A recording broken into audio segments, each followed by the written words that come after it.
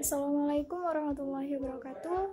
Perkenalkan, saya Nurul Ramadhani, saya mahasiswi UIN Sumatera Utara, Fakultas Sains dan Teknologi jurusan Biologi dengan NIM 0704201077. Di sini saya akan menjelaskan materi tentang puisi dan pantun. Pengertian puisi dan pantun. Secara etimologi, istilah puisi berasal dari bahasa Yunani poietes yang berarti pembangunan, pembentuk, dan pembuat. Puisi adalah salah satu jenis karya sastra yang gaya bahasanya sangat ditentukan oleh irama, rima, serta penyusun larik dan bait. Pantun adalah bentuk puisi lama yang setiap baitnya terdiri atas 4 baris yang bersajak AB, AB, dan setiap larik biasanya terdiri atas 4 kata. Baris pertama dan baris kedua merupakan sampiran, baris ketiga dan baris keempat merupakan isi. Pantun merupakan salah satu jenis karya sastra yang sangat menarik untuk dipelajari.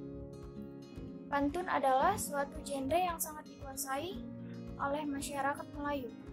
Menurut Tengku Iskandar, naskah asli Perhimpunan Pantun Melaju diterbitkan pada tahun 1877 oleh W. Braining di Batavia. Jenis-jenis puisi dan pantun. Yang pertama yaitu mantra. Mantra adalah penulisan mantra berbentuk bait dengan keberadaan rima yang tidak menentu. Mantra lebih mengutamakan irama dibandingkan rima. Bahasa yang digunakan di dalam mantra dianggap memiliki kekuatan sihir.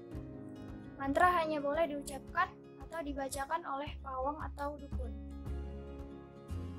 Pantun adalah bentuk puisi lama yang setiap baitnya terdiri atas 4 baris yang bersajak AB-AB. Dan setiap larik biasanya terdiri atas 4 kata. Baris pertama dan baris kedua merupakan sampiran, baris ketiga dan baris keempat merupakan isi. Talibun adalah pantun yang memiliki susunan genap antara 6 hingga 10 baris. Pada talibun, tiap bait dibagi menjadi sampiran dan isi. Pembagian baris dan sampiran baris isi ditentukan oleh jumlah baris keseluruhan yang kemudian dibagi menjadi 2. Talibun umumnya digunakan dalam acara berbalas pantun sebagai pengganti pantun 4 larik seuntai. Penggunaan talibun di dalam acara berbalas pantun memudahkan pengungkapan gagasan dalam bentuk dialog. Syair. Syair merupakan salah satu jenis puisi lama yang berasal dari Arab.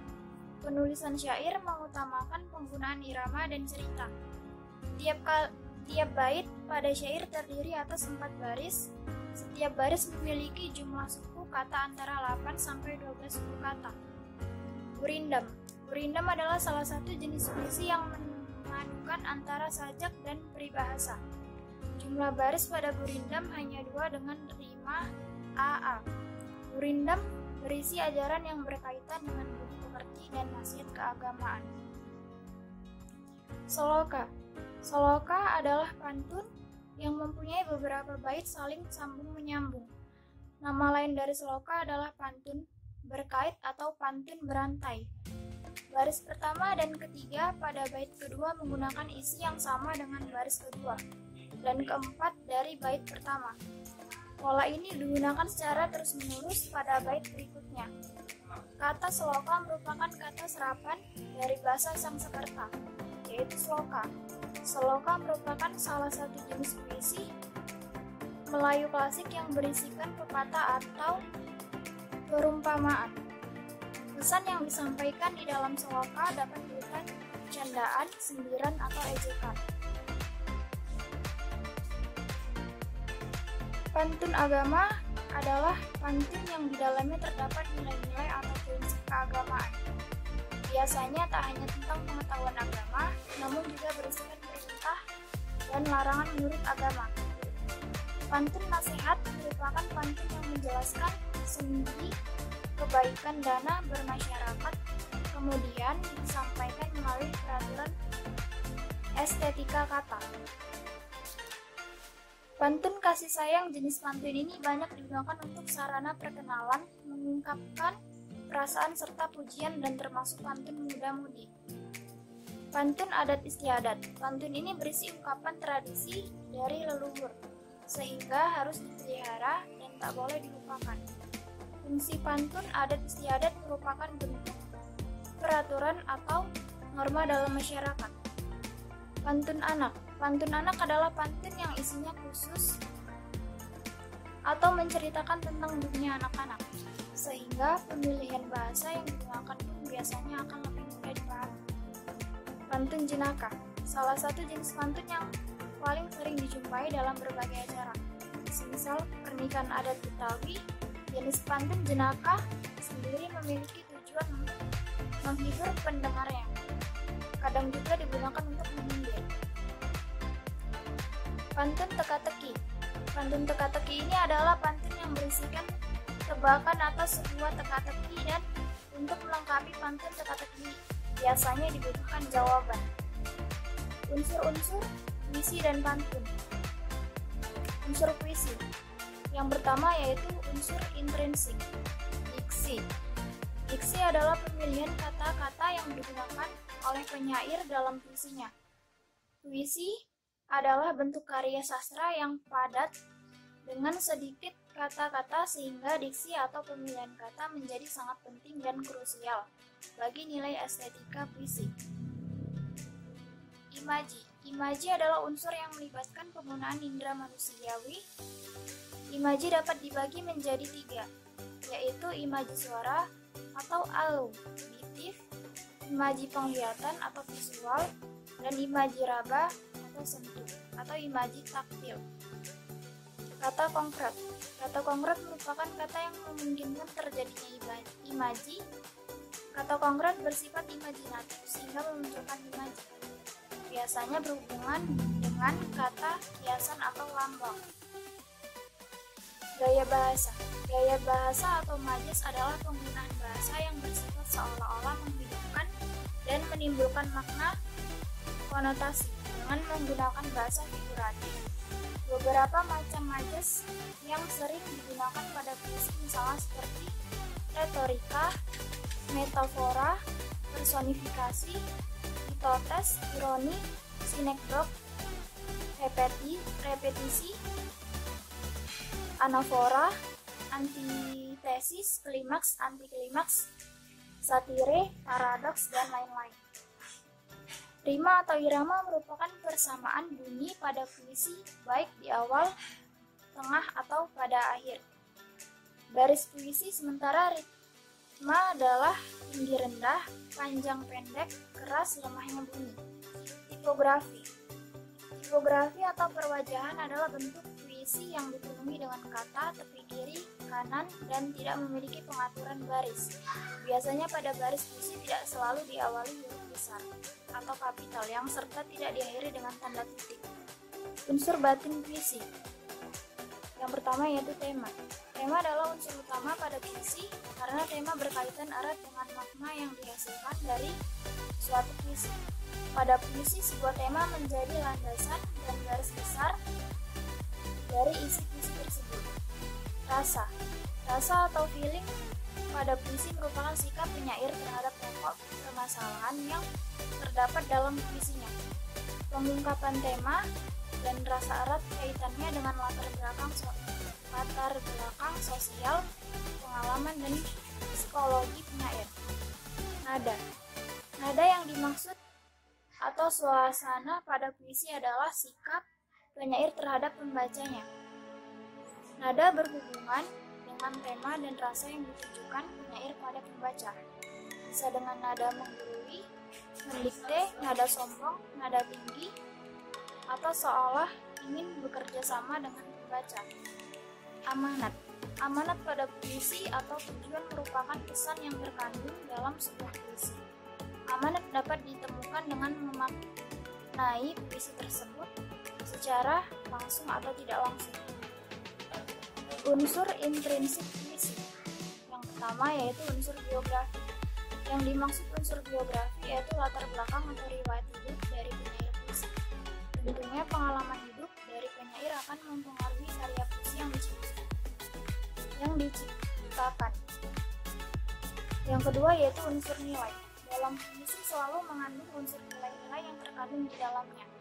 Unsur nilai pada puisi bisa berupa nilai-nilai di bidang ekonomi, politik, budaya, sosial, pendidikan, dan lain-lain. Yang ketiga yaitu unsur masyarakat. Yang dimaksud unsur masyarakat ini adalah kondisi dan situasi sosial saat puisi ini dibuat. Unsur masyarakat bisa berupa keadaan lingkungan sekitar hingga situasi politik suatu negara yang bersangkutan. Unsur-unsur pantun terdiri dari 4 baris dan larik. Satu baris terdiri dari 8-12 suku kata. Baris pertama dan kedua adalah sampiran, baris ketiga dan keempat adalah isi. Sampiran dan isi merupakan satuan yang terpisah, memiliki sajak atau rima dengan pola ABAB dan AAAA. Cara membuat puisi dan pantun. Cara membuat puisi, tentukan tema atau judul. Dalam menentukan tema, pilihlah tema yang menurut Anda menarik dan sesuai dengan kata hati Anda. Puisi bisa menggunakan tema yang berhubungan dengan alam, persahabatan, sosial, pendidikan, atau ungkapan hati. Menentukan kata kunci. Jika Anda sudah menentukan tema dan judul, langkah selanjutnya adalah menentukan kata kunci. Akan dikembangkan menjadi kalimat. Misalnya, satu kata kunci yang digunakan untuk satu larik, atau satu kata kunci untuk membuat satu bait. Menggunakan gaya bahasa. Gaya bahasa akan memperindah puisi itu sendiri. Anda bisa menggunakan berbagai macam majas agar pembaca atau pendengar tidak bosan membacanya. Namun, harus digarisbawahi jika penempatan diksi atau gaya bahasa yang tidak tepat akan mengurangi bahkan menghilangkan makna dari isi yang terkandung di dalamnya. Kembangkan puisi semenarik mungkin. Selanjutnya adalah mengembangkan kata kunci menjadi kalimat-kalimat indah yang mewakili perasaan Anda. Pilihlah kata yang padat dan syarat makna di dalamnya. Cara membuat pantun. Tentukan tema atau judul. Dalam menentukan tema, pilihlah tema yang menurut Anda menarik dan sesuai dengan kata hati Anda. Buat 2 baris dan isi. Perhatikan suku kata di akhir isi. Buat 2 baris sampiran. Manfaat mempelajari puisi. Menumbuhkan kreativitas dalam menjalani hidup. Kreativitas amatlah diperlukan jika kamu ingin meningkatkan kreativitas. Menulis puisi merupakan salah satu cara terbaiknya. Puisi membuat kita pandai dalam mengolah kata seperti majas dan diksi. Dengan menentukan diksi atau kata yang tepat saat akan membuat puisi, secara tidak sadar kamu sedang menumbuhkan kreativitasmu. Sebab bukan hanya memilih kata-kata saja, selanjutnya pun kamu masih harus mengolah dan menyatukan kata-kata tersebut supaya jadi deretan baris yang indah. Berkesempatan mendapat penghasilan kalau kamu punya puisi yang bagus. Jangan segan-segan untuk mengirim puisi ke media penyedia untuk puisi, seperti koran, majalah, tabloid, atau media lainnya. Jangan minder duluan karena kamu merasa potensi kamu tidak akan menghasilkan uang. Justru kesempatan-kesempatan seperti inilah yang dengan jeli harus kamu bisa lihat dan rasakan. Bisa bikin kamu dan karyamu viral. Manfaat menulis puisi lain yang sangat bagus untuk mengembangkan pribadimu adalah kamu dan karyamu bisa jadi viral, terkenal, tapi tidak dengan ngevlog. Masih banyak jalan menuju viral. Salah satunya dengan puisi-puisi yang kamu buat bisa kamu bagikan di Facebook Notes atau kamu jadikan caption di Instagram. Belajar berani berkarya dan mengekspresikan karya seni. Niat dan keberanian adalah modal utama dalam menulis karya sastra. Apapun termasuk puisi. Kalau kamu tidak berani untuk mengungkapkan apa yang di dalam pikiranmu, maka karya tersebut tidak akan pernah lahir. Nah, manfaat menulis puisi lainnya adalah perlahan-lahan kamu akan melahirkan karya dan berani untuk mengungkapkan sesuatu tanpa bantuan orang lain. Manfaat mempelajari pantun. Sebagai alat pemelihara bahasa, pantun berperan sebagai penjaga fungsi kata dan kemampuan. Menjaga alur berpikir, pantun melatih seseorang berpikir tentang makna kata sebelum berujar. Ia juga melatih orang berpikir asosiatif, bahwa suatu kata bisa memiliki kaitan dengan kata yang lain. Sekian pembahasan dari saya. Lebih dan kurang saya mohon maaf. Saya ucapkan wabillahi taufik wal hidayah. Wassalamualaikum warahmatullahi wabarakatuh.